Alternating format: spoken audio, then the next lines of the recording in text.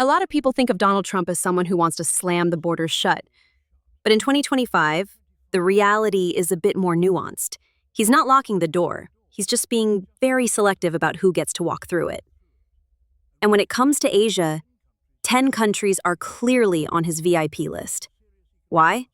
Some bring serious economic muscle, others are key military allies, and a few align with his worldview. So who made the cut, and why? Let's break it down. Number 1, South Korea. South Korea checks all the boxes: battle-tested ally, tech powerhouse, and a global cultural force. And Trump, he gets that. Sure, there were some squabbles in the past over defense spending, but in 2025, that partnership is rock solid. Trump sees South Korea as one of America's most reliable military anchors in Asia. With tens of thousands of U.S. troops still stationed there and Seoul continuing to pour money into defense, it's a relationship built on mutual strength. Here's the key. In Trump's world, loyalty and self-reliance matter. Countries that pay their way and don't back down earn his trust, and South Korea does exactly that.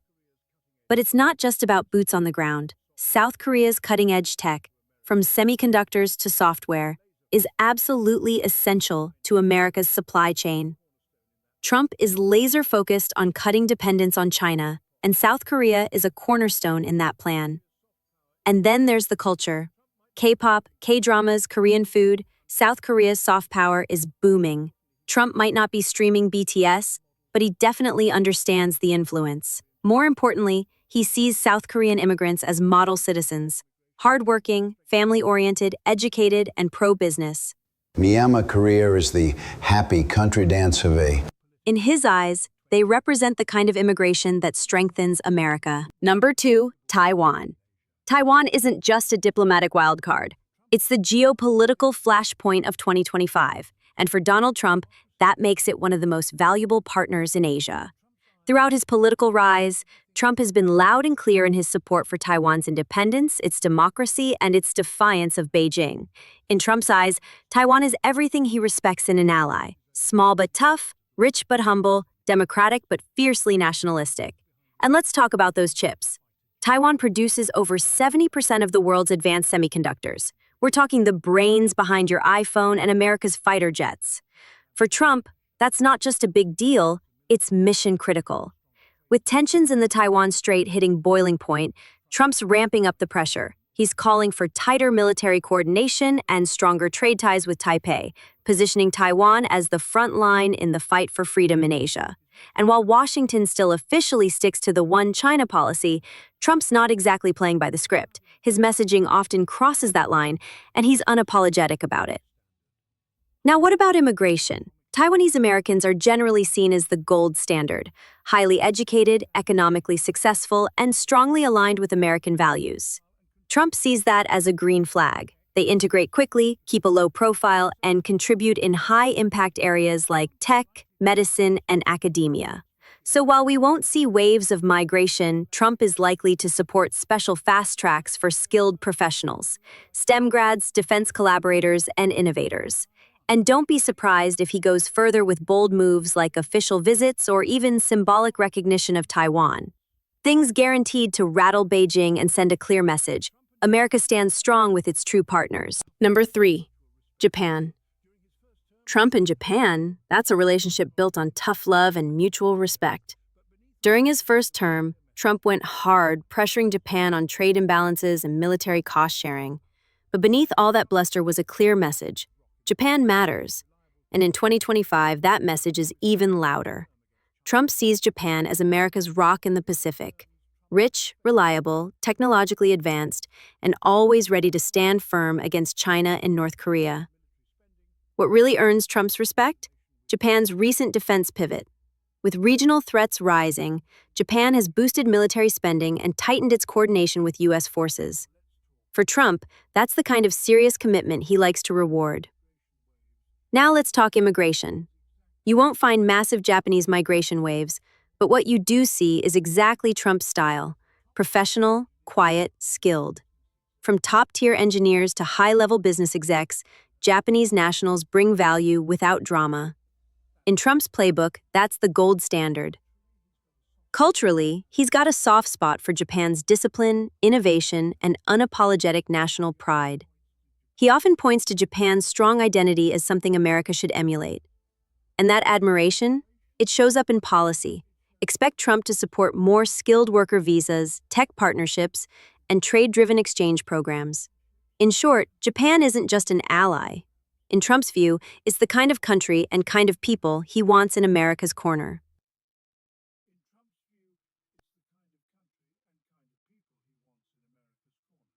Number 4. India. If there's one democratic partner Trump truly vibes with in Asia, maybe even the world, it's India. Back in 2020, he called Prime Minister Narendra Modi a true friend and headlined the massive Namaste Trump rally in Ahmedabad. That crowd, over 100,000 people. And that moment, not just a photo op, it was a power move. Fast forward to 2025, and Trump sees India as the ultimate counterweight to China. Both countries face similar challenges from Beijing: border tensions, military intimidation, and economic pressure. What Trump admires most? India doesn't back down, and it does it all while staying democratic. That's a big win in his book. And then there's the Indian-American community. They're not just succeeding in the US, they're dominating in tech, medicine, academia, and entrepreneurship. Trump doesn't just approve, he applauds it. In his eyes, these immigrants aren't a burden, they're assets.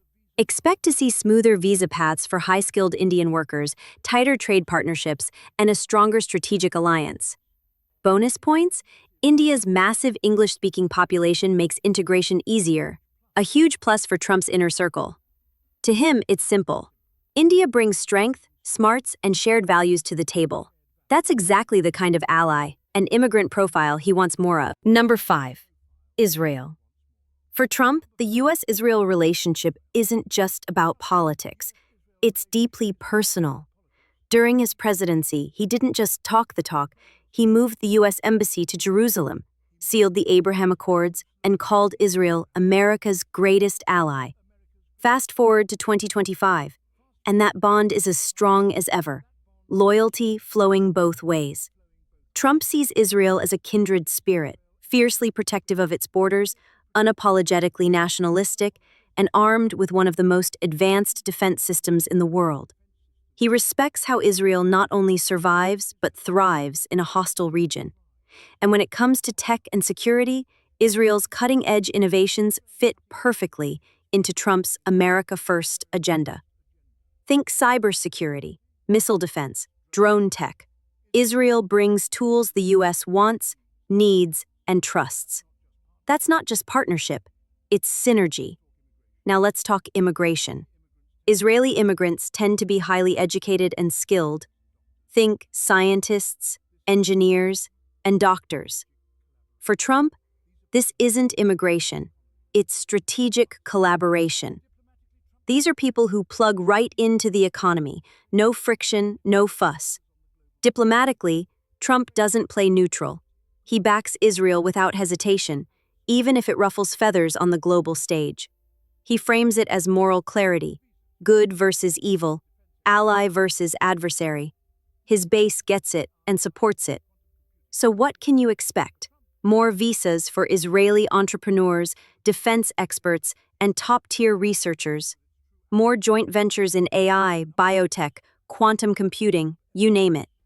For Trump, deeper ties with Israel means smarter tech, stronger defense, and a clear message. America stands with its true allies, no matter the cost. Number 6. United Arab Emirates.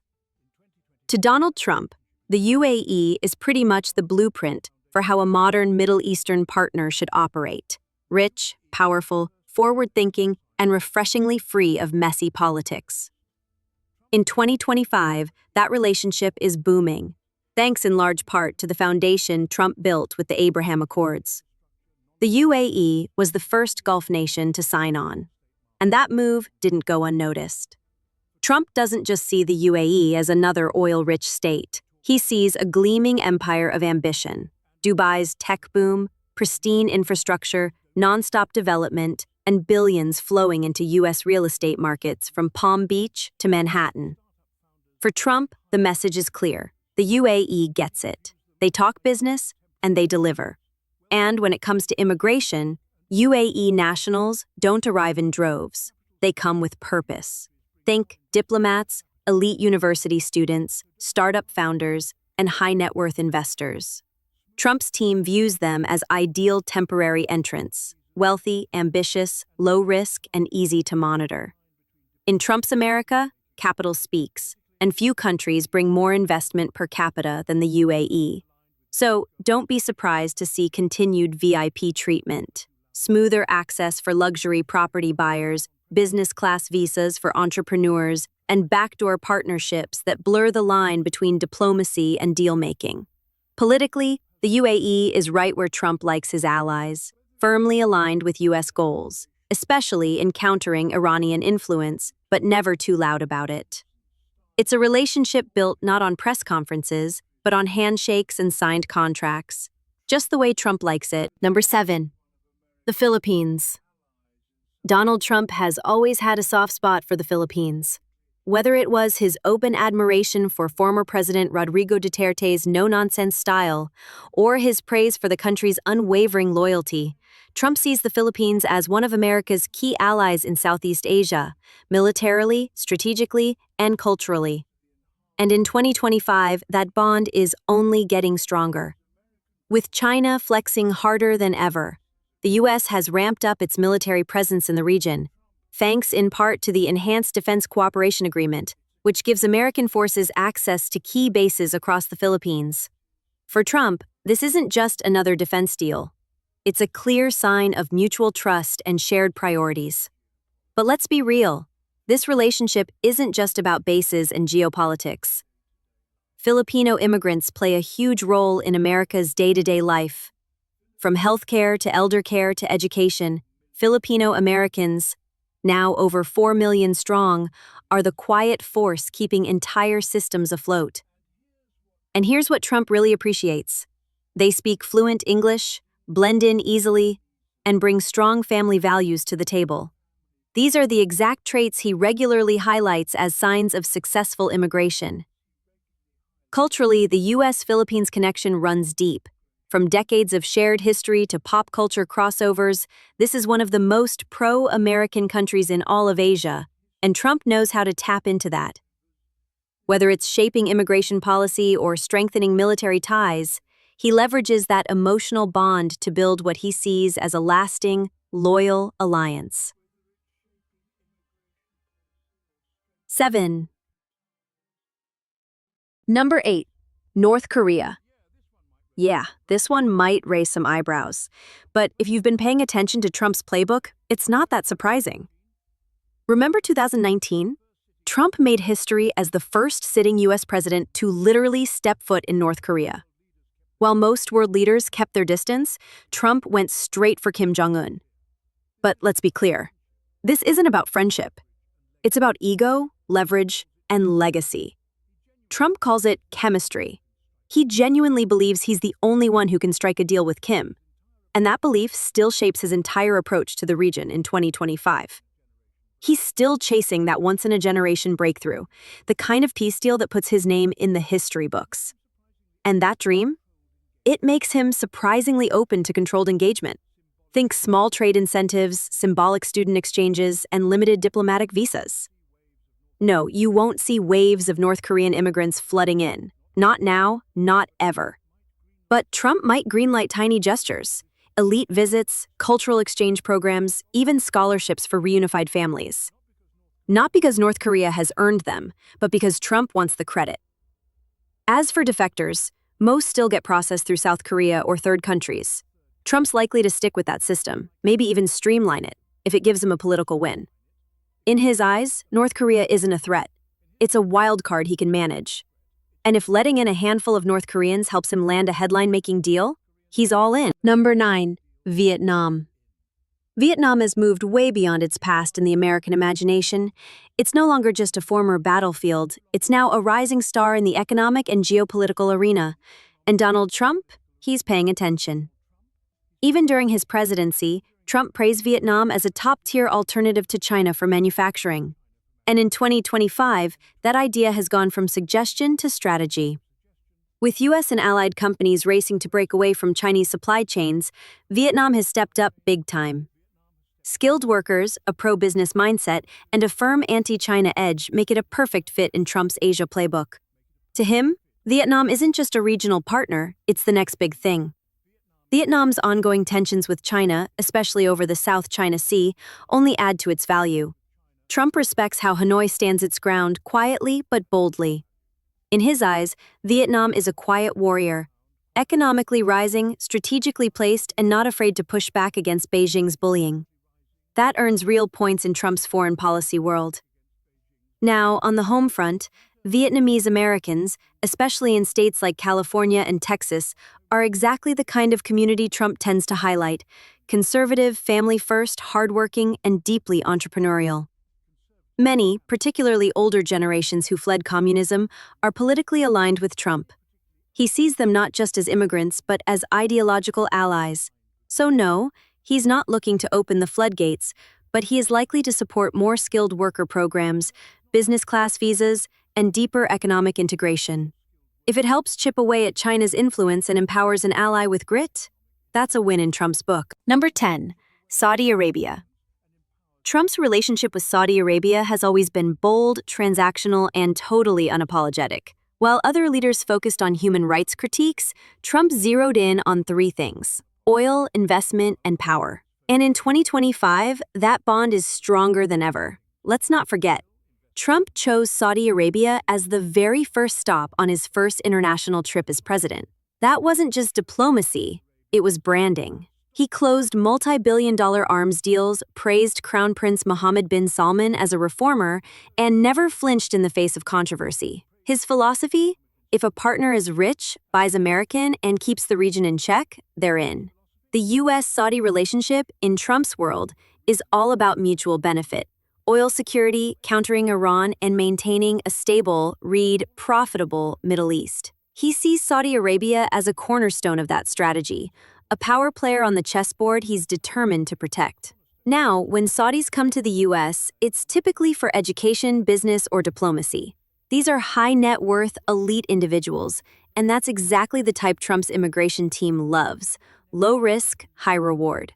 Think Ivy League students, startup founders, and investors pouring millions into American infrastructure. Expect Trump to back expanded student visa programs, more business investor pathways, and ongoing diplomatic perks. He may also double down on joint ventures in energy and infrastructure, especially if they come with his favorite branding opportunity: the deal. For Trump, Saudi Arabia isn't just an ally. It's a prime example of how power, profit, and politics can work hand in hand.